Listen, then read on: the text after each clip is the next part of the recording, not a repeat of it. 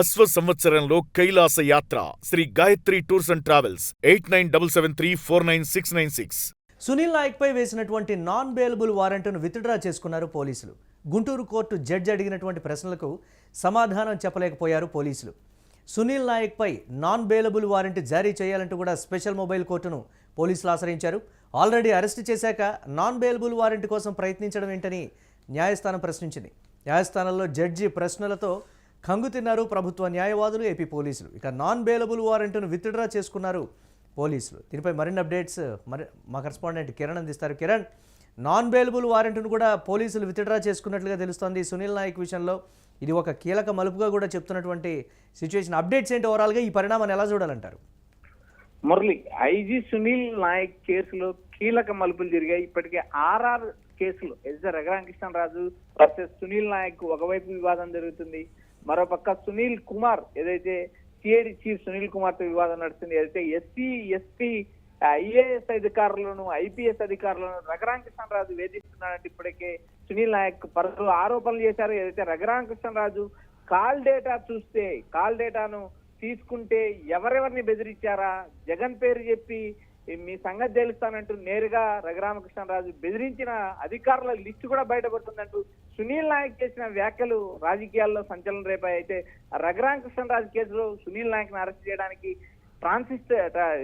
చేయడానికి బీహార్కి వెళ్లారు ఆంధ్రప్రదేశ్ పోలీసులు. ట్రాన్సిట్ వారెంట్ కింద అరెస్ట్ చేయడానికి ప్రయత్నం చేశారు. అరెస్ట్ చేసిన తర్వాత ఆయన్ను ఆంధ్రప్రదేశ్ కు తరలించడానికి కోర్టు పర్మిషన్ అడిగి కోర్టులో పిటిషన్ వేశారు. పిటిషన్ ను కోర్టు తిరస్కరించింది. మరోపక్క సునీల్ నాయక్ రక్షణగా కూడా ఒక బిఎన్ఎస్ చట్టాన్ని సవరించింది. ఆ కేసులో సునీల్ నాయక్ ను అరెస్ట్ చేసి ఆంధ్రప్రదేశ్ తీసుకురావడానికి బీహార్ ప్రభుత్వం సహకరించే పరిస్థితి లేదు. ఇలాంటి నేపథ్యంలో ఏదైతే ఆంధ్రప్రదేశ్ కు సంబంధించిన పోలీసులు గుంటూరు కోర్టులో ఒక పిటిషన్ దాఖలు చేశారు. ఈ పిటిషన్ అంశాన్ని మనం ఒక్కసారి గమనించినప్పుడు సునీల్ నాయక్ పైన పోలీసులు నాన్ బెయిలబుల్ వారెంట్ వేశారు.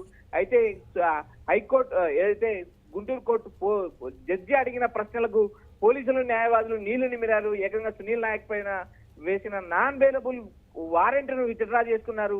గుంటూరు కోర్టు జడ్జి అడిగిన ప్రశ్నలకు సమాధానం చెప్పలేక నీళ్లు నమిలారంటూ ఇప్పటికే న్యాయవర్గాల్లో ఒక చర్చ నడుస్తుంది. ఏదైతే తొలిత సునీల్ నాయక్ పై ఎన్బిడబ్ల్యూ జారీ చేయాలని స్పెషల్ మొబైల్ కోర్టును ఆశ్రయించారు పోలీసులు. అయితే ఇప్పటికే సునీల్ నాయక్ ను అరెస్ట్ చేశారు. అరెస్ట్ చేసిన తర్వాత బీహార్ కోర్టు పర్మిషన్ అడిగారు.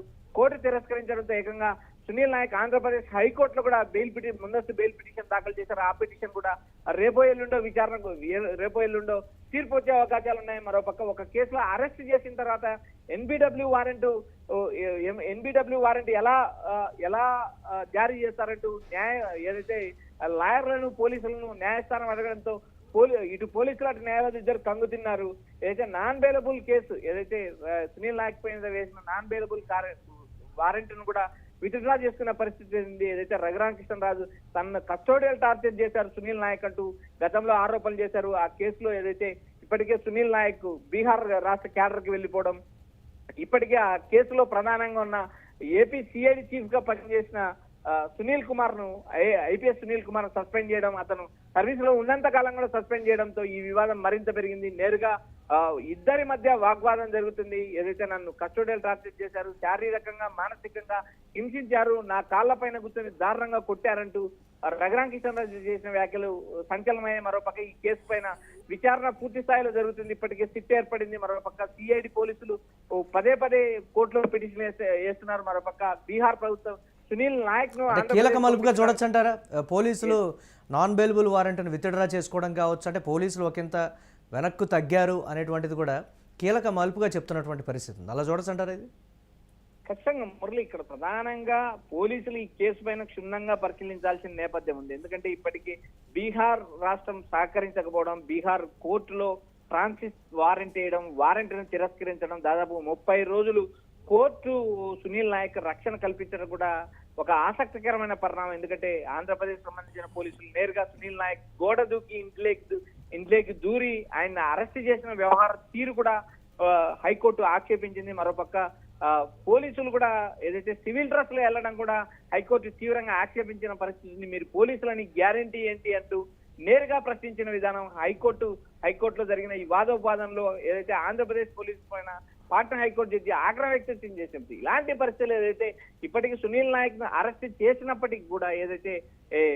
నాన్ బెయిలబుల్ వారెంట్ ను విత్డ్రా చేసుకోవడం, మరొక ఎన్బిడబ్ల్యూ ఏదైతే ఇప్పటికీ అరెస్ట్ చేసిన కేసులో ఎన్బిడబ్ల్యూ దాఖలు చేయడం ఏంటంటూ న్యాయవాదులను పోలీసులను అడగడంతో పోలీసులు కంగతిన్నారు. ఈ మొత్తం వ్యవహారం ఇటు ఆర్ఆర్ అటు సునీల్ నాయక్ మధ్య జరుగుతున్న ఈ వివాదం ఎప్పుడు తెరపడుతుంది అనేది చూడాలి. మరోపక్క ఈ కేసులో సిఐడి కూడా దూకుడుగా ముందుకెళ్తుంది. మరోపక్క బీహార్ ప్రభుత్వం ఏదైతే సహకరించకపోవడం కూడా ఈ కేసులో ప్రధానంగా మూలమవుతుంది. మరోపక్క ఇప్పటికే రఘురామ్ కృష్ణరాజు ఏదైతే ఎమ్మెల్యేల ఎమ్మెల్సీ క్రీడాకారుల ఆటల పోటీలు ఆయన గాయపడడం జరిగింది. అయితే మరోపక్క ఆయన ఏదైతే ఆసుపత్రిలో చికిత్స పొందుతున్నారు. ఈ వ్యవహారం పైన కూడా ఐపీఎస్ ఏదైతే సునీల్ కుమార్ చేసిన వ్యాఖ్యలు కూడా సంచలనమై ఏదైతే రఘురామ కింద పడితేనే ఎడమ చేయి ఫ్రాక్చర్ అయింది. మరి ఏదైతే సునీల్ కుమార్ పైన ఆరోపిస్తున్న రఘురామ్ కిషన్ రాజును కొట్టింటే ఎన్ని ఎముకలు విరిగుండాలంటూ ఆయన ట్విట్టర్ వేదికగా స్పందిస్తున్నారు. ఈ మొత్తం వ్యవహారం కొలిక్కి రావడానికి మరింత సమయం పడుతుంది. ఇప్పటికే బీహార్కి వెళ్ళిన పోలీసులు కూడా తిరుగుముఖం పట్టే అవకాశం స్పష్టంగా కనిపిస్తుంది.